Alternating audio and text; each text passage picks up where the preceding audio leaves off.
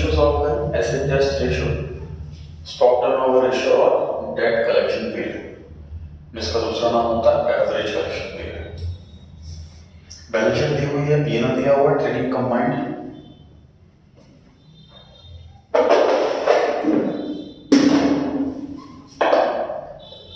पहले वाली asset test ratio, ये जी का फॉर्मूला बता।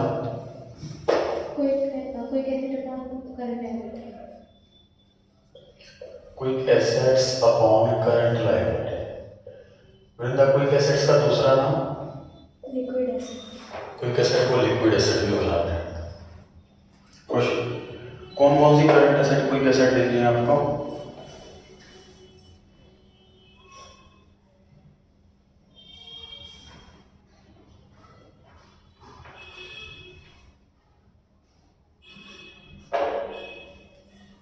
विषय बताएं।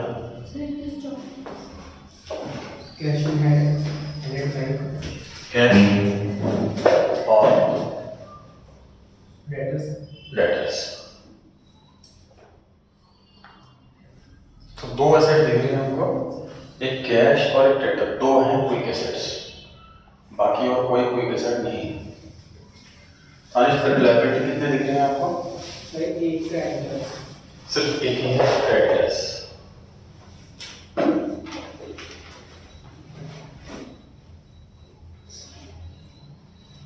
कैश का अमाउंट है 1,50,000, डेटर्स का अमाउंट है 2,50,000 और क्रेडिटर्स है 2 लाख।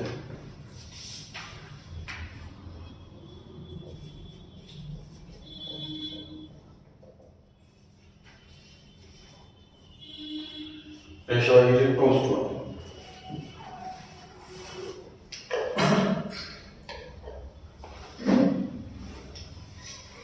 दूसरी रेशियो है stock turnover ratio. Krishna, formula बताना। COGS upon average stock. एकदम फोन बैक के अंदर रखना। इसी का फॉर्मूला बताएं COGS का। Sales minus gross profit. With the average stock का formula opening stock plus closing stock upon 2। Opening plus closing divided by 2। Sales हमें दिख रही है जी 18 लाख, जीपी 6,50,000,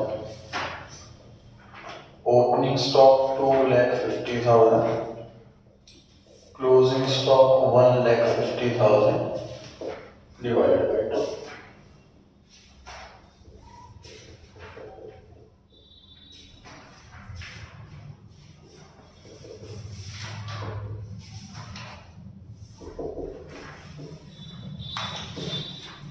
टर्नओवर रेशियोज का आंसर टाइम्स में आता है।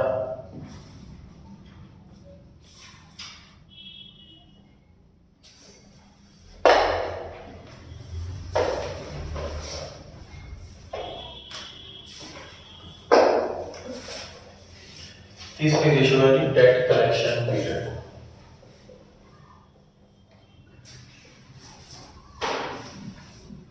खुशी, फॉर्मूला बताएं।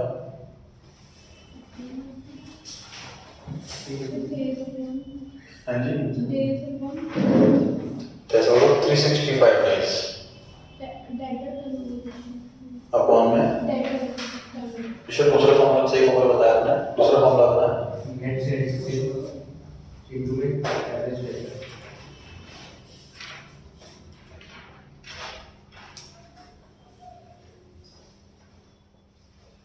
एवरेज डेटा ये आते हैं, क्वेश्चन में एक ही डेटा दे रखे हैं इसलिए मैं सिर्फ डेटा से दे रहा हूँ।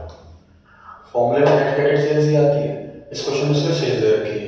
नेट क्रेडिट सेल को ऐसे होती है या सिर्फ सेल्स को ऐसे होती है।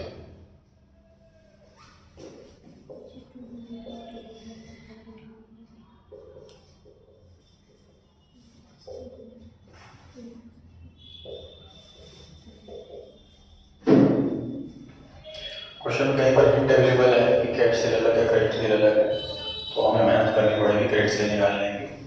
क्वेश्चन में अगर ऑपरेटर गिवन है तो हमें एवरेज करने की मेहनत करनी पड़ेगी।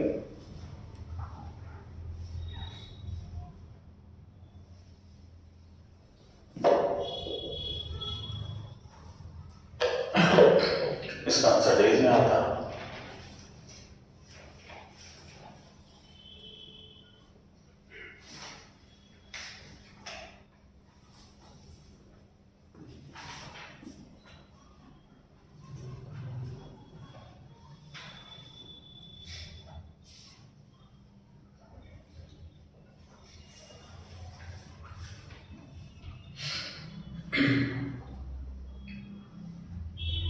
नोट कर लिया वो डाउट नाउ तो सेकंड क्वेश्चन ट्राई करें।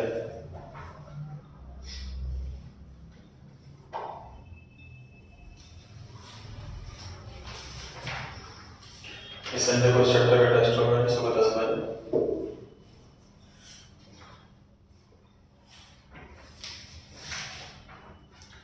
क्वेश्चन साइन में कराने हैं मिक्स वाले क्वेश्चंस। रेशियो सारी कंप्लीट हो चुकी हैं। अब जो क्वेश्चंस कर रहे हैं वो मिक्स क्वेश्चंस कर रहे हैं। एक ही क्वेश्चन में 3-4 रेशियोज ऐसे 40 क्वेश्चंस मैंने लिखे हुए हैं और 40 का आधा चैप्टर खत्म। इस वीक खत्म हो जाएगा। संडे को टेस्ट होगा, इसलिए एमसीक्यू ट्रू फॉल्स वगैरह को घर पे करना शुरू कर देंगे।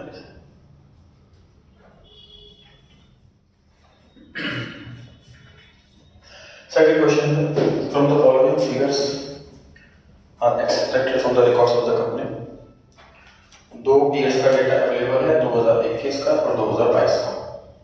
मतलब जो पहले वाला ईयर है वो है 2020 से 2021 और जो दूसरे वाला ईयर है वो है 2021 से 2022। क्वेश्चन में 4 रेशियोज मांगी हैं दोनों ईयर्स की। 2021 हम क्लास में करेंगे, 2022 होमवर्क रहेगा, स्पेस छोड़ते चले। पहली रेशियो है net profit ratio.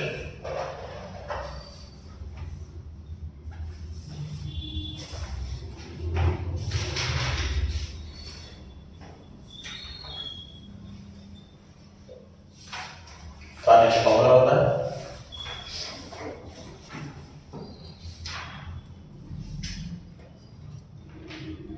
Sir, net profit upon sales into 100. net profit upon sales into 100। Net profit दिया हुआ है 2,25,000, सेल्स दी हुई है 9 लाख इनटू 100। बड़े इजी हो गए, इतना ज्यादा इजी एग्जाम में नहीं आया।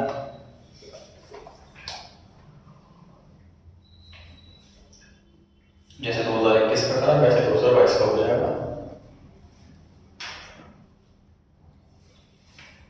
एकदम फोन बैग के अंदर बोला मैंने आपको, बैग के अंदर ले गया तो आप क्लास के बाद जाएंगे।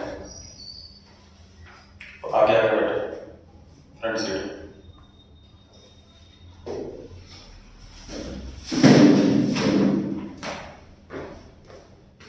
डिफरेंट नहीं है, आपसे पूछना है आपको बताया।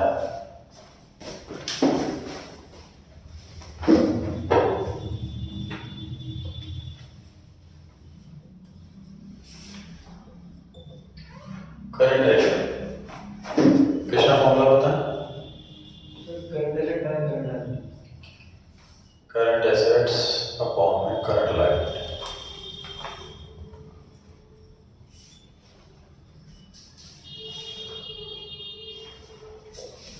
करंट एसेट्स दिख रही है हमको 3 लाख, करंट लायबिलिटीज दिख रही है 1,50,000। तो ये आंसर आया जी 2:1।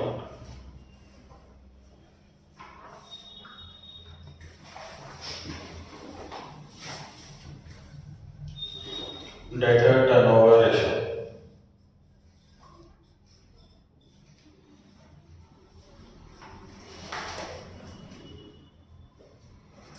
रेशियो का फॉर्मूला होता है debtor turnover ratio. Credit sale upon average debtor. ठीक, net credit sales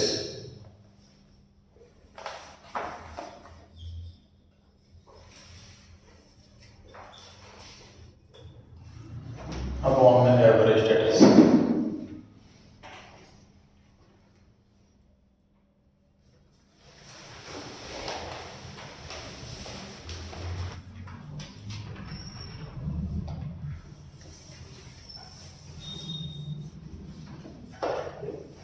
net credit sales भी क्वेश्चन में गिवन है 8 लाख और एवरेज डेटर्स भी क्वेश्चन में गिवन है 1 लाख। 8 टाइम्स सारी टर्नओवर रेशियो का आंसर टाइम्स है।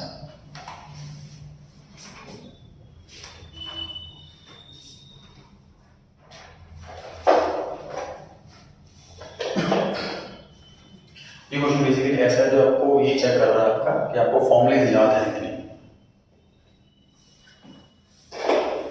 नेक्स्ट है रिटर्न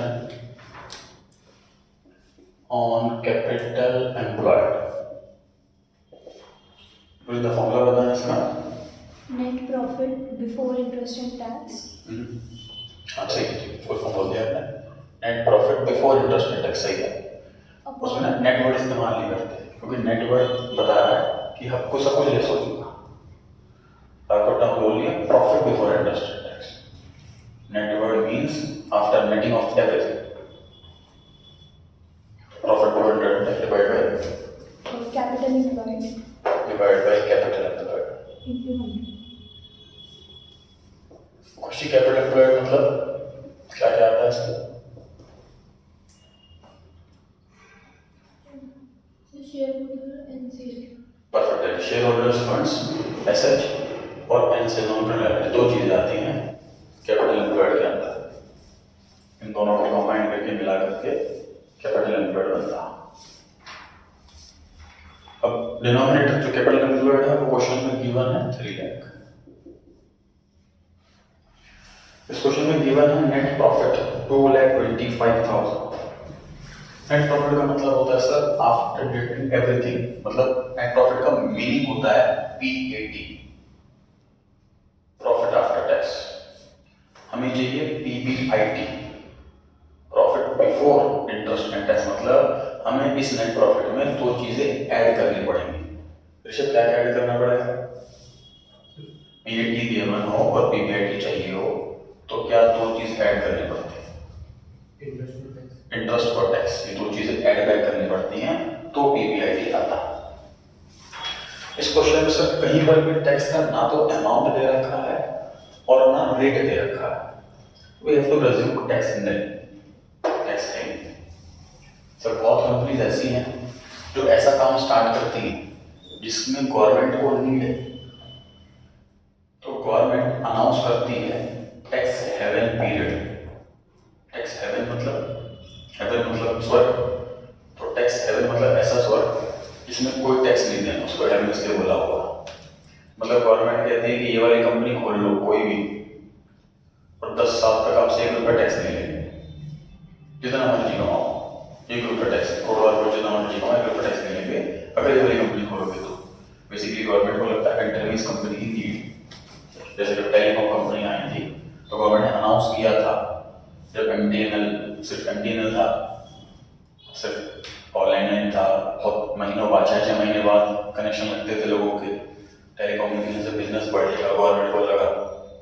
लेकिन गवर्नमेंट के पास रिसोर्सेज नहीं है ये अपनी कंपनियां खोले मोबाइल की और बाकी कंट्री वाले आ नहीं रहे, तो गवर्नमेंट ने अनाउंस करा टैक्स हेवन पीरियड 5 साल अनाउंस किया था गवर्नमेंट ने एक्चुअल में।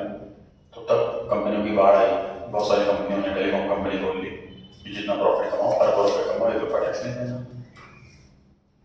तो टैक्स देने के लिए करना पड़ेगा। दूसरा हमें इंटरेस्ट ऐड करना। सर इंटरेस्ट में ना कहीं रेट दे रखा है और ना कोई अमाउंट दे रखा है। अगर ये एज्यूम करना होगा सर हमें कि हमारी कंपनी पे कोई NCL है ही नहीं, कोई वो ले नहीं रखा हमने, कोई इंटरेस्ट दे ही नहीं, मतलब हमारे लिए PBIT और PAT दोनों बराबर, इसलिए PBIT की जगह नेट प्रॉफिट ही लिख रहे हैं 2,25,000 और इसके लिए हमको नोट देने की भी जरूरत नहीं है।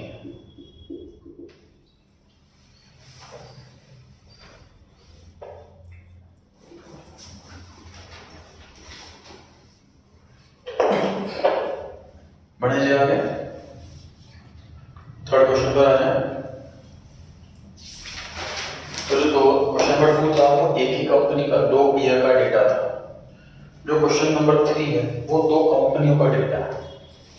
मुझे बताइए इंट्रा फर्म कंपैरिजन किसमें हो रहा है? सेकंड क्वेश्चन की थर्ड क्वेश्चन इंट्रा INTRA। एक second. Second question, intra comparison वो होता है सेम कंपनी के दो पीरियड्स का कंपैरिजन होता है। क्वेश्चन 3 में दो अलग अलग कंपनियां हैं, इसे इंटर फर्म कंपैरिजन बोलते हैं। क्वेश्चन अरेंज पर आगे लिखा हुआ है क्रेडिट सेल्स टोटल सेल्स का 80% है और ये चार रेशियोज निकालने हैं, net profit ratio, current ratio, debt turnover ratio, return on मतलब जो हमने रेशियो अभी भी निकाली थी वही रेशियो सॉल्व फॉर्मूले सामने लिखे हुए हैं।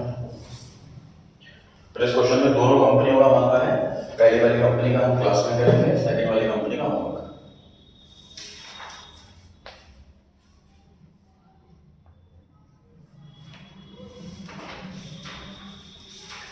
पहले वाली आगे sir current net profit ratio. देखिए नेट प्रॉफिट नहीं दे रखा, नेट प्रॉफिट कैलकुलेट करना पड़ेगा। EBIT में इंटरेस्ट माइनस करेंगे और टैक्स माइनस करेंगे तो निकलेगा नेट प्रॉफिट। क्वेश्चन में कहीं पर भी टैक्स का रेट गिवन नहीं है, गिवन है मुझे नहीं दिख रहा टैक्स का रेट। क्वेश्चन में टैक्स का रेट गिवन नहीं है तो we have to presume again tax haven period में है, कोई टैक्स नहीं दे रहे। दूसरा इंटरेस्ट, इंटरेस्ट के लिए सर क्वेश्चन में लोन दिया हुआ है और साथ में रेट भी दिया हुआ है, मतलब इंटरेस्ट डायरेक्टली नहीं दे रखा बट इनडायरेक्टली दे रखा।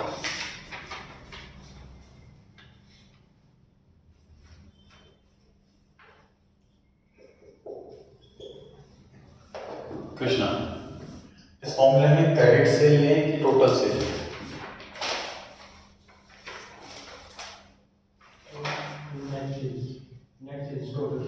नेट सेल बिल्कुल सही है जी। क्रेडिट सेल का कोई लिंक नहीं प्रॉफिट रेशियो में, क्रेडिट सेल का लिंक सिर्फ डेटर रेशियो के अंदर है, क्योंकि उधार वाली सेल का डेटर सेल लिंक होता है, बाकी हर जगह नेट सेल ही आता है।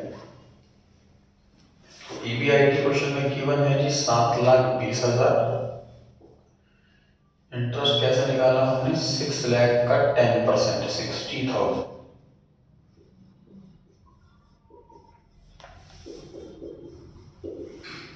सिक्स लाख का 10% 60,000।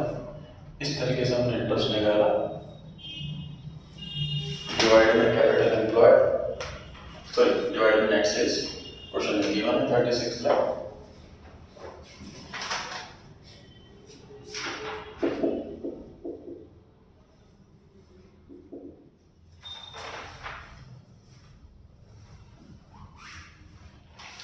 दूसरी रेशियो है करंट रेशियो, सीधा सीधा अमाउंट गिवन है, current assets 9 lakh, current liabilities 5 lakh.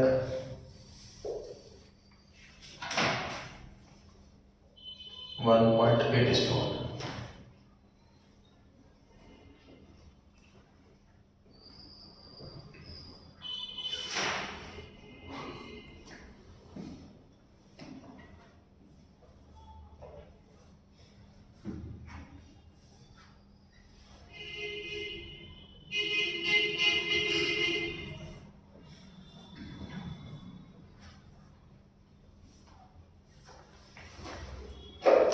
तीसरी रेशियो है डेटर टर्नओवर रेशियो,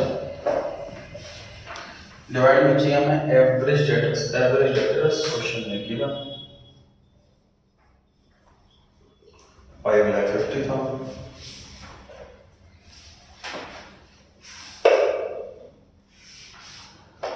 और ये लिखा हुआ है कि क्रेडिट सेल जो है वो टोटल सेल का 80% है।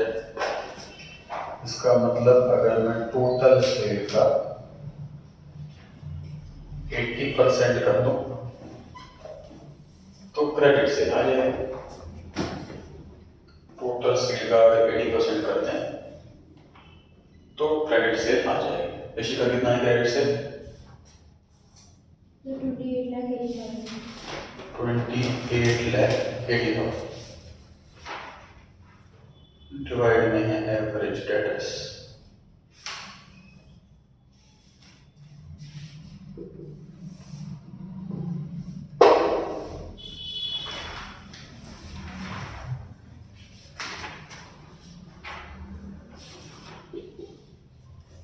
5.2 times.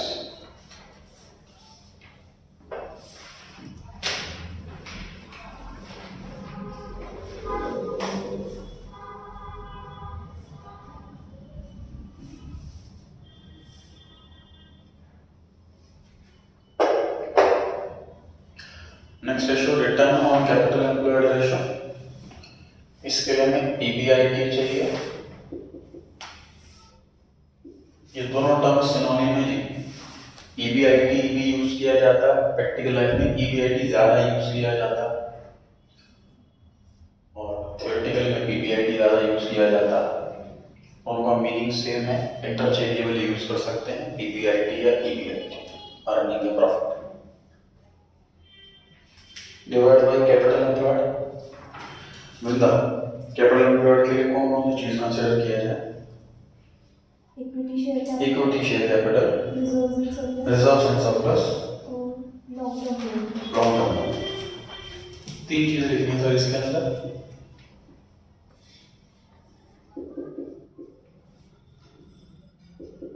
Equity share capital plus reserve and surplus plus long term loan.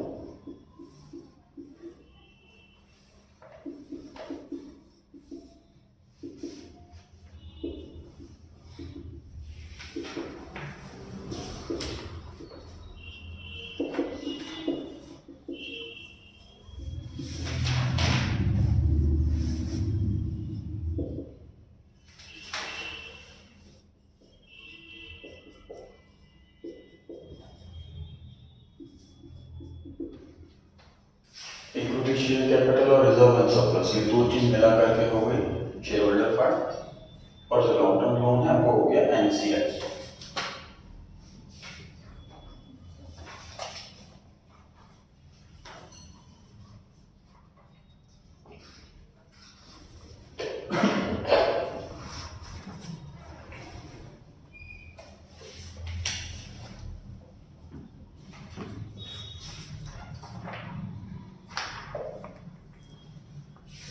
अगले हिसाब में बढ़ सकते हैं आगे।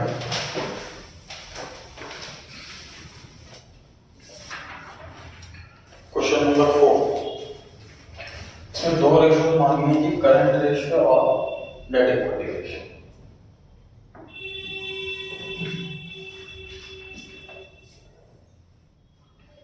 करंट रेशियो करते हैं। खुशी, करंट रेशियो का formula current asset upon current liability. Current asset ढूंढ के बताइए कौन कौन सी आपको करंट एसेट दिख रही है।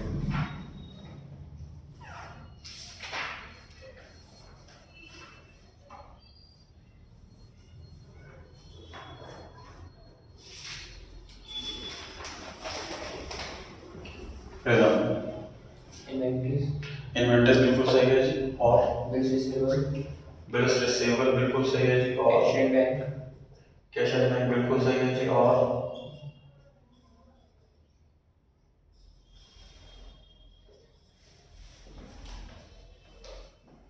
We expenses. एक्सपेंसेस होते हैं नेगेटिव रिजर्व्स, इसलिए करंट एसेट का पार्ट नहीं है। पहले मेरे एक्सपेंसेस नाम का क्वेश्चन बता रहा है, एक्सपेंसेस खर्चे, ये वो एक्सपेंसेस है जो हमने अब तक राइट ऑफ नहीं करे, ये नेगेटिव रिजर्व है, इसलिए करंट एसेट का पार्ट नहीं कहलाएगा। डिनोमिनेटर में आएगा जी करंट लायबिलिटी रेशियो। बताएं कौन कौन सी करंट लायबिलिटी दिख रही है आपको? Bills payable. Bills payable, Provision for tax. Provision for tax,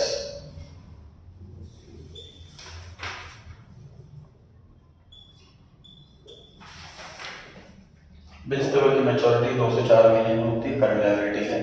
tax हर साल देना होता है, विदिन 12 मंथ्स, करंट लायबिलिटी है। सिर्फ दो ही करंट लायबिलिटी है इसके अंदर।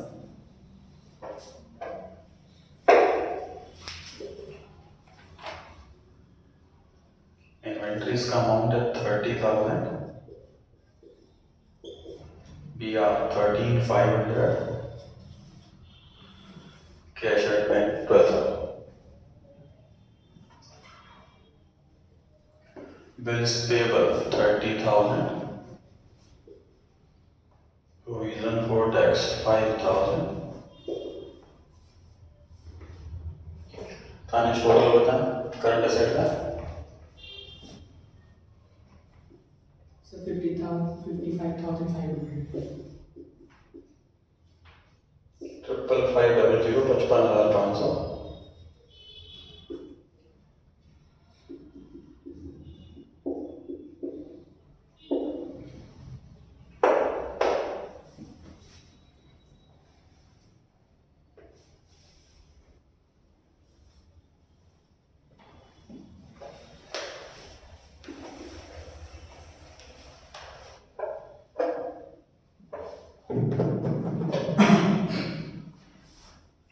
क्वेश्चन दूसरी रेशियो मान लीजिए डेट इक्विटी रेशियो।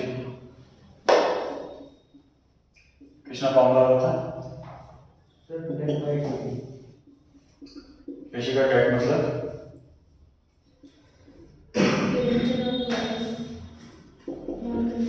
डेट मतलब नॉन करंट लायबिलिटी, बिल इक्विटी मतलब share holders fund. Share holders preference भी आएंगे इसमें कि नहीं? यस प्रेफरेंस आते हैं इसमें कि नहीं? Yes sir. ठीक। इक्विटी ध्यान रहे, इक्विटी शेयर कैपिटल नहीं है। इक्विटी मींस ओनर्स फंड्स, मतलब share holders funds. Equity share हो, प्रेफरेंस शेयर हो, वो दोनों आएंगे। खुशी ढूंढ के बता डेट कौन कौन सा दिख रहा है आपको?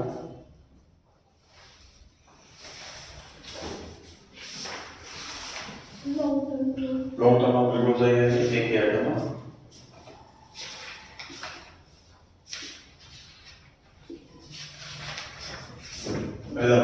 इक्विटी कौन कौन सा दिख रहा है आपको?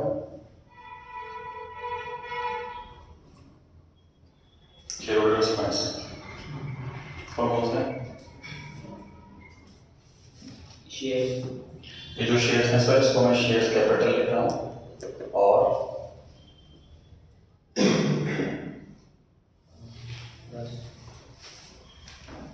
ऋषभ और General reserve. जनरल रिजर्व और Dividend equalization reserve. Dividend equalization reserve और Profit and loss balance. Profit and loss balance और Minus preliminary expenses. Minus preliminary expenses.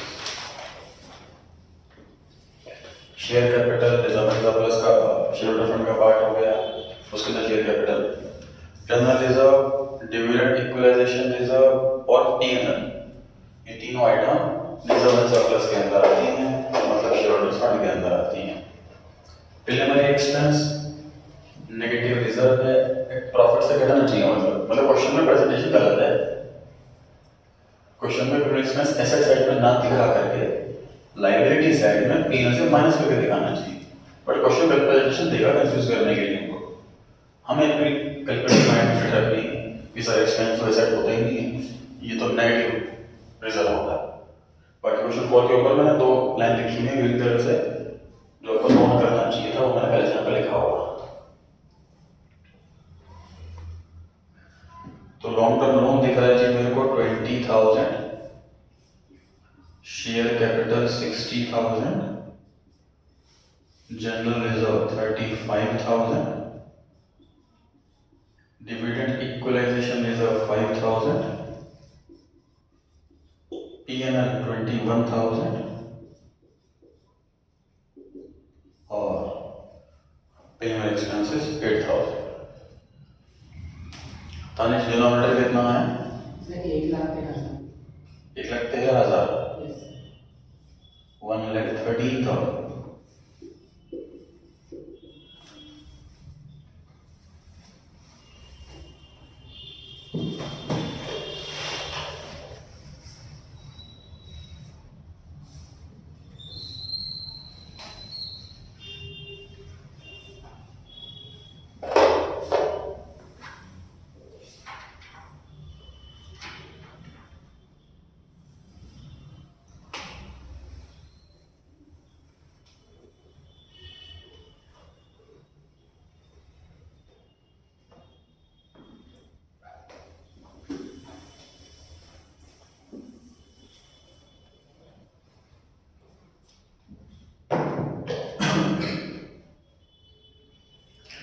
Discuss करते हैं जी नॉलेज के लिए। डिविडेंड इक्वलाइजेशन रिजर्व नहीं भी समझ में आया तो इतना आपको समझना है आपकी क्लास के लिए कि रिजर्व का मतलब रिजर्व रिजर्व से अंदर आता है। तो जिस फॉर्मूले में शेयर डिटरमाइंड आएगा उस फॉर्मूले में इसको ऐड करें। इसका आपको कुछ नहीं आपके सिलेबस में मिनी पे चर्चा करते हैं क्या है सर ये टॉपिक पढ़ेंगे सर हम ग्रेजुएशन फाइनल ईयर में फाइनेंशियल मैनेजमेंट सब्जेक्ट के अंदर एक चैप्टर आता है डिविडेंड मैनेजमेंट। जो क्या होता है उसमें सिखाया जाता है कि हम कंपनी के फाइनेंशियल मैनेजर हैं। प्रॉफिट सपोज हमारी कंपनी को हुआ 300 करोड़ रुपए, अब उसमें से कितना डिविडेंड बांटे और कितना रख लें अपने पास, उस चैप्टर में ये सिखाया जाता है। ये कैलकुलेट कैसे करें। जनरली ट्रिक क्या होती है कि 300 करोड़ का मान लीजिए प्रॉफिट हुआ, हम चेक करेंगे इसमें से कैश अवेलेबल कितना और नॉन कैश कितना। तो उस प्रॉफिट तो 300 करोड़ है बट कैश हमारे पास सिर्फ 200 करोड़ है, तो कैश वही बांट पाएंगे।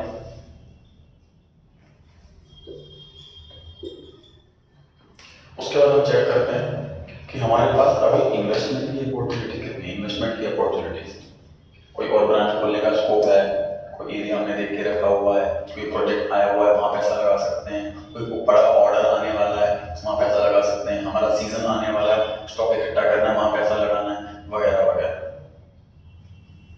तो सपोज 50 करोड़ की अभी हमारे पास अपॉर्चुनिटी दिख रही है कि हम वहाँ पैसा लगा सकते हैं, तो 150 करोड़ हम डिविडेंड बांट सकते हैं। ये मतलब ठीक है 150 करोड़ डिविडेंड बांट दिए हमने इस साल suppose. Next year suppose profit हो गया 400 करोड़, इस तरीके से हमने कैलकुलेशन लगाई और डिविडेंड आ रहा है 200 करोड़, तो नेक्स्ट ईयर हमने डिविडेंड बांट दिया 200 करोड़। फिर नेक्स्ट ईयर प्रॉफिट हुआ सपोज 200 करोड़ और हमने कैलकुलेशन करी डिविडेंड हमारा आ रहा है 80 करोड़। तो यहाँ गड़बड़ हो जाती है। गड़बड़ क्या हो जाती है सर कि हमारी कैलकुलेशन तो बिल्कुल सही है कि भाई जितना कमाओ उसमें से कैश कितना वो ढूंढो, फिर उसमें से अपॉर्चुनिटी के लिए कितना अवेलेबल चाहिए पैसा वो ढूंढो और बचा हुआ डिविडेंड बांट दो। डिविडेंड बांटना मतलब कंपनी अकाउंट में ट्रांसफर करके शेयर होल्डर्स के, मतलब कंपनी से बैंक बैलेंस कम हो जाएगा। तो कंपनी बिल्कुल सही कर रही है, लेकिन इतनी कैलकुलेशन इन्वेस्टर के माइंड में नहीं है। अब एज इन्वेस्टर मैं सोचूं कि मुझे लास्ट ईयर सपोज मैंने 1 लाख रुपए लगाए थे तो मुझे 15,000 रुपये मिले। नेक्स्ट ईयर मुझे 1 लाख के 20,000 रुपये मिले, ठीक, तो पैसा बढ़ रहा, कंपनी बढ़िया है। अगले साल मुझे 1 लाख के सिर्फ 8,000 रुपये मिले, मैं कहूँगा कंपनी बेकार है। क्योंकि इन्वेस्टर ये कैलकुलेशन नहीं लगा रहा कि भाई बिजनेस है हमेशा चार्ट ऐसे नहीं होता, कभी ग्रोथ का चार्ट ऐसे होता है फिर ऐसे होता है फिर ऐसे भी होता है फिर ऐसे भी आता है फिर ऐसे भी आता है। मतलब ये जो फ्लक्चुएशंस हैं प्रॉफिट होना है वो नॉर्मल बात है, लेकिन आम इन्वेस्टर नहीं समझता। उसको दिख रहा है कि डिविडेंड मेरा कम रहा, भाई मैंने 1 लाख रुपये लगाए थे मुझे 20,000 मिले थे तो अब मुझे कम से कम 20 तो चाहिए, वरना कंपनी बेकार है, कंपनी के शेयर बेचो, मार्केट डाउन। अब हम लोग के लिए क्या कैलकुलेशन लगाए 5-6 मैनेजर्स कि एक इन्वेस्टर को तो जाके नहीं समझा सकते एक चीज, उनको अवेयर नहीं कर सकते इतना ज्यादा। उनकी साइकोलॉजी हम समझ के हम अपना पैटर्न ऐसा बना लें तो बढ़िया काम हो जाएगा। क्या करते हैं देखिए, प्रॉफिट हुआ 300 करोड़, डिविडेंड बांट दिया 150 करोड़। प्रॉफिट हुआ 400 करोड़, डिविडेंड 200 करोड़ बांट देना चाहिए, लेकिन मत बांटो, 150 ही दो, 50 रुपये अलग से रख लो, कभी प्रॉफिट घट गया तो यहां से दे दे। नेक्स्ट ईयर प्रॉफिट हो रहा है जितना भी डिविडेंड हमारे 80 करोड़ आ रहा है, यहां से पैसा ले लो। इस 50 करोड़ को बोलते हैं डिविडेंड को ऐसा ना हो ऐसा हो इक्वलाइज करने के लिए रिजर्व। डिविडेंड अगर प्रॉफिट के हिसाब से बांटेंगे तो डिविडेंड ऐसे जाएगा, कभी ज्यादा कभी कम, कभी ज्यादा कभी कम, ठीक है। भी आप खुद कैलकुलेशन लगाओ, सपोज डैडी आपको अपने अर्निंग का सपोज 1% देते हैं आपको पॉकेट मनी, कभी आपको 2,000, 3,000, 1,500, 4,000, 5,000 ऐसे मिलता है, तो कभी मतलब पिछले महीने आपको 4,000 रुपये मिले थे, इस बार एक एक्सपेक्टेशन होगी कि 4 तो मिले, इस बार आपको मालूम 1,500 रुपये मिला, तो कहेगा ये सिस्टम खराब है, अब हमें फिक्स करो, इतना अमाउंट फिक्स मिलना चाहिए। तो इन्वेस्टर भी ये चाहता है, तो जो एक्स्ट्रा पैसा बचा उसको हमने रिजर्व में डाल दिया, जिस रिजर्व का नाम है डिविडेंड इक्वलाइजेशन रिजर्व।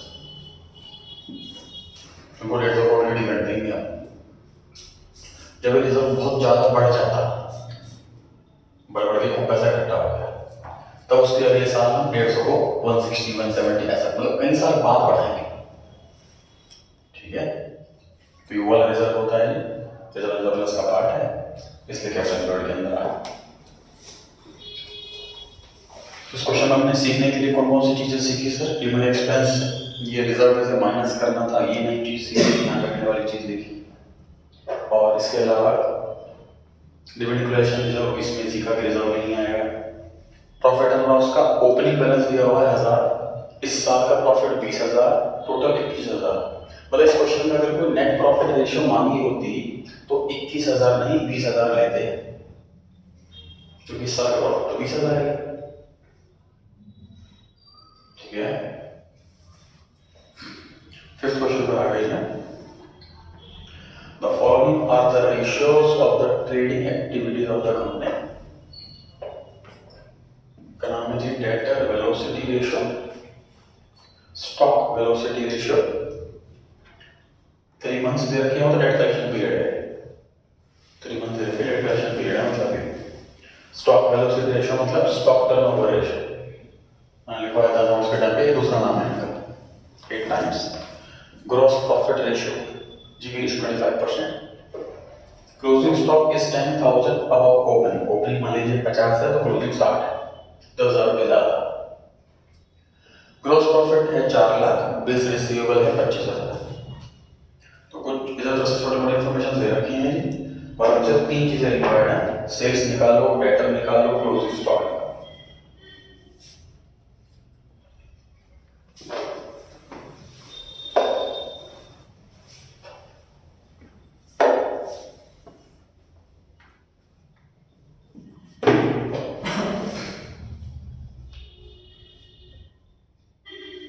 देखो ऐसा फॉर्मूला, कोई भी फॉर्मूला लिखते हैं हमको, इसके अंदर 3 चीजें होती हैं, जैसे 1 2 3, 1 2 3 चीजें होती हैं। तो हमें शुरुआत ऐसे फॉर्मूले से करनी जिसकी 2 चीज हमारे पास अवेलेबल है। नॉर्मली ऐसे क्वेश्चन की कंफ्यूजन होती है कि स्टार्ट कहाँ से करें, सब आ जाए तो इन्फॉर्मेशन, कोई फॉर्मूला लिखा, ये नहीं पता कैसे करें, ऐसा फॉर्मूला ढूंढो इसकी 2 इन्फॉर्मेशन हमारे पास अवेलेबल है। वो दिख रही है आपको जीपी रेशियो, फॉर्मूला होता है GP upon sales into 100। GP ratio 25 है, जीपी 4 लाख है।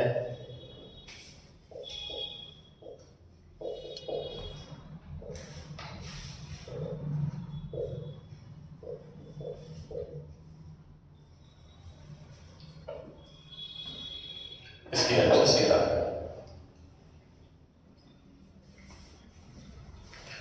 इसके बाद हम लगा सकते हैं सर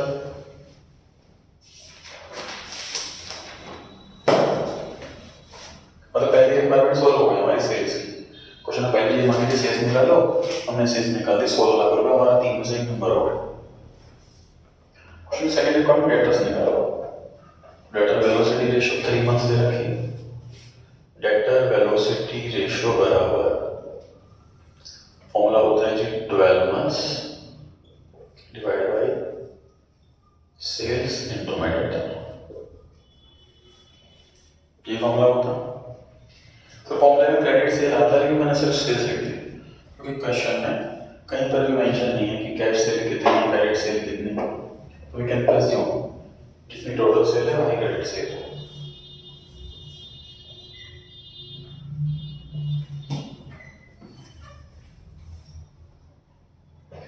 डेटर वेलोसिटी रेशियो जो है वो है 3 बराबर 12 अपॉन में सेल्स हमने अभी अभी निकाली है 16 लाख, इसकी हेल्प से डेटर्स आ जाएंगे।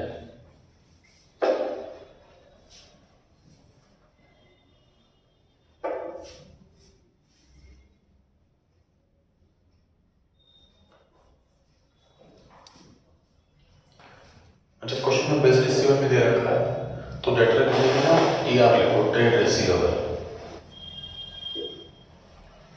नॉर्मली डेटर से आते हैं अगर PR नहीं दे रखा तो, लेकिन अगर PR दे रखा हो तो डेटर PR दोनों आते हैं, डेटर और PR दोनों आते हैं अगर PR दे रखा है तो। PR नहीं दे रखा होता नॉर्मली तो हम ये एज्यूम करते हैं PR है ही।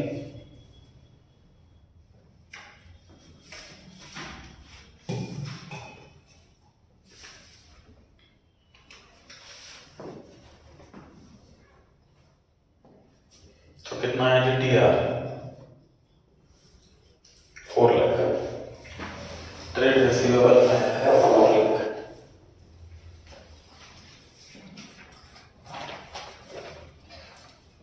ट्रेड रिसीवेबल से दो चीजें मिलकर बनता है, डेटर और PR।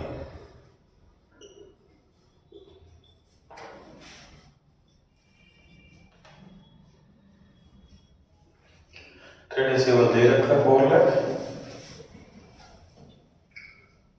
और मतलब सॉल्व किया हमने 4 लाख आएगा। PR 25,000 क्वेश्चन में गिवन है, तो इसकी हेल्प से डेटा निकल जाएंगे।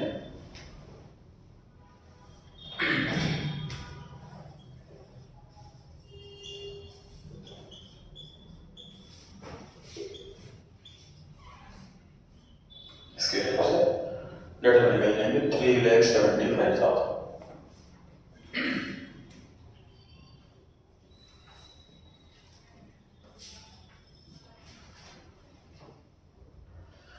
क्वेश्चन में तीसरी रिक्वायरमेंट है सर क्लोजिंग स्टॉक निकालना है।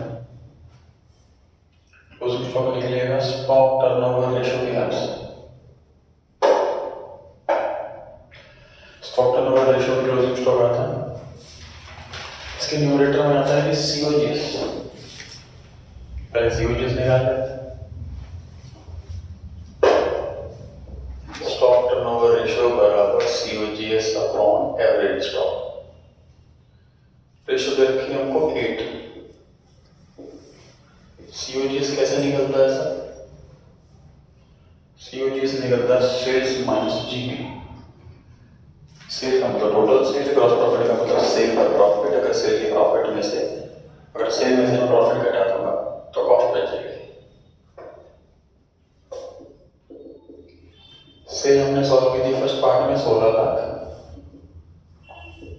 ग्रॉस प्रॉफिट क्वेश्चन में गिवन है 4 लाख।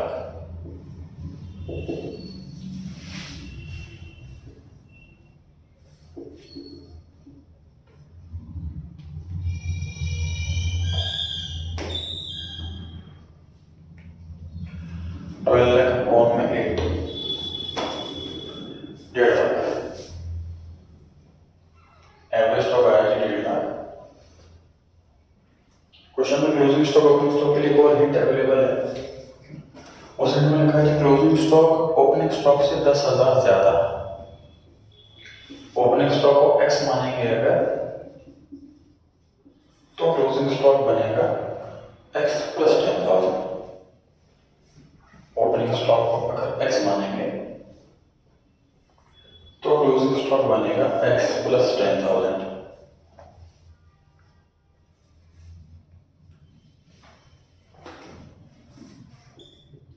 लगाते हैं जी फॉर्मूला। एवरेज स्टॉक की जगह 1,50,000, ओपनिंग स्टॉक की जगह X और क्लोजिंग स्टॉक की जगह X प्लस 10,000।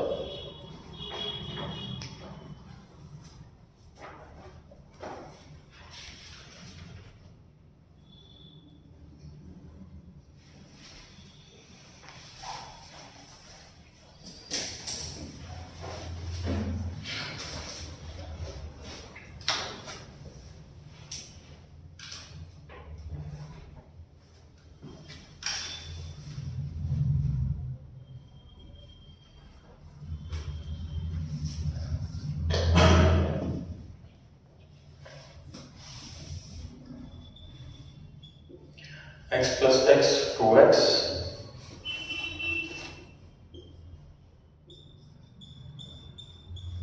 ऊपर मैंने 2 कॉमन ले लिया 40। अप्रॉक्स मल्टीप्लाई भी कर सकते थे, 1.5 लाख मल्टीप्लाई किया तो 3 लाख रुपए आ जाएगा और करस्पॉन्डिंगली सॉल्व कर सकते थे। दोनों तरीकों से सेम आंसर आ।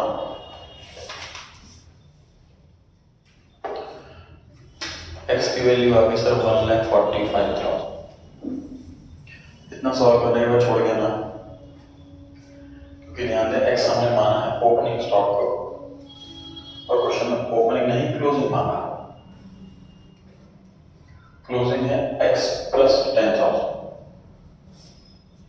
तो क्लोजिंग स्टॉक की जगह लिखना है 1,45,000 प्लस 10,000, ये आया 1,55,000। ये आंसर है।